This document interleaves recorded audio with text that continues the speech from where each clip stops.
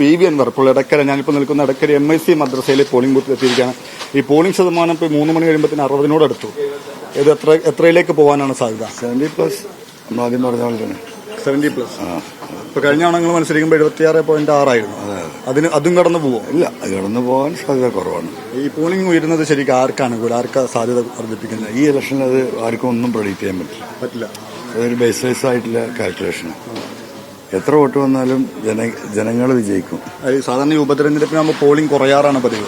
നിലമ്പൂരിൽ അത് മാറുകയാണ്. ഒരു പക്ഷേ 76 അല്ലെങ്കിൽ കഴിഞ്ഞ തവണ അല്ലെങ്കിൽ അതിന് മുമ്പ് 78 ആയിരുന്നു.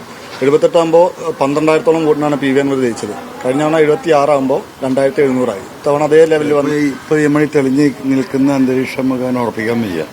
കാരണം കാർമേഘം മൂടി നിൽക്കുക. പെട്ടെന്നൊരു മഴ വന്നാലും ഇനി ഒരു 3 മണിക്കൂറോളം ഉണ്ടല്ലോ. പ്രതീക്ഷിക്കാൻ നമുക്ക്. പോളിംഗ് ഉയർന്നാൽ പ്രതീക്ഷയുണ്ടോ? PV Anwar എന്തായാലും പ്രതീക്ഷയാണ് 100%.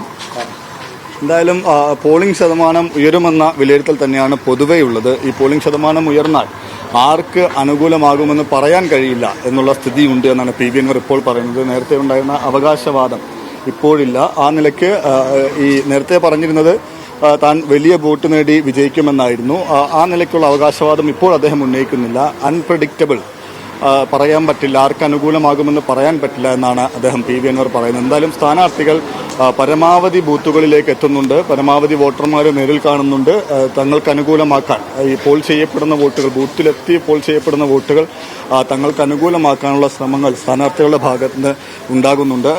ഈ നേരത്തെ പറഞ്ഞതുപോലെ 263 ബൂത്തുകളാണ് ആകെ പ്രവർത്തിക്കുന്നത്. ആ 263 ബൂത്തുകളിൽ തന്നെ കഴിഞ്ഞ തവണത്തേക്കാൾ ഏതാണ്ട് 50-ലധികം ബൂത്തുകൾ അധികമാണ്. ആ നിലയ്ക്ക് ആളുകൾക്ക് പെട്ടെന്ന് വന്ന് വോട്ട് ചെയ്ത് മടങ്ങാനുള്ള സൗകര്യം കൂടി ഉണ്ട് എന്നതാണ് ഇത്തവണ ഈ പോളിംഗ് സുഗമമാക്കുന്നത്. ഇപ്പോൾ എന്നോടൊപ്പം വോട്ട് ചെയ്ത് മടങ്ങുന്നത് തിരക്കൊന്നുമില്ല അല്ലേ? തിരക്കില്ല. ഈ കഴിഞ്ഞ തവണക്ക് വലിയ തിരക്കായിരുന്നു. അത്യാവശ്യം തിരക്കൊക്കെ ഉണ്ട്, കുഴപ്പമൊന്നുമില്ല. ക്യൂ നിൽക്കേണ്ടിയൊന്നും വരുന്നില്ല. പിന്നെ കാലാവസ്ഥ അനുകൂലമല്ലേ? കാലാവസ്ഥ അനുകൂല. മഴ മാറി വോട്ടൊക്കെ ചെയ്ത് നേരത്തെ തീരുമാനിച്ചുറപ്പിച്ചല്ലേ വന്നത്? ഇവിടെ വന്ന് കുത്തിയതാണ്. ആദ്യം മുതലേ ഉറപ്പിച്ചതാണ്. എന്ത് നോക്കിയിട്ടാണ് വോട്ട് കൊടുത്തത്? സ്ഥാനാർത്ഥിയുടെ പേരോ ചിഹ്നമല്ലോ എന്ത് നോക്കിയിട്ട്? UDF ആളാണ്.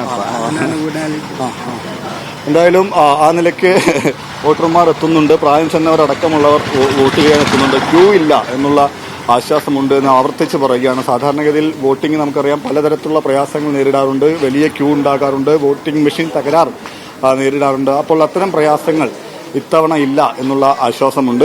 എന്തായാലും പോളിംഗ് സുഗമമായി പുരോഗമിക്കുന്നു. ഇനി ഏതാണ്ട് 2 മണിക്കൂറോളമാണ് ഈ വോട്ടെടുപ്പ് പൂർത്തിയാകാനുള്ളത്. അപ്പോൾ ഇപ്പോൾ തന്നെ 60% പിന്നിട്ട സ്ഥിതിക്ക് ഒരു പക്ഷേ കഴിഞ്ഞ തവണത്തെ പോളിംഗ് ശതമാനമോ അതിന് തൊട്ട് താഴെയോ എത്തി നിൽക്കാനാണ്, അല്ലെങ്കിൽ ഒരുപക്ഷെ അതിനൊക്കെ മുകളിലേക്ക് പോകാനും സാധ്യതയുണ്ട്. സാധാരണ ഉപതെരഞ്ഞെടുപ്പുകളിൽ കണ്ടിട്ടുള്ളത് ഏറ്റവും ഒടുവിൽ പാലക്കാട് ഉപതെരഞ്ഞെടുപ്പിലടക്കം പോളിംഗ് ശതമാനം കുറയുന്ന കാഴ്ചയാണ് കണ്ടിരുന്നെങ്കിൽ നിലമ്പൂരിൽ ആ സ്ഥിതി വ്യത്യസ്തമാകാനുള്ള സാധ്യത ഇപ്പോഴും നിലനിൽക്കുന്നുണ്ട്.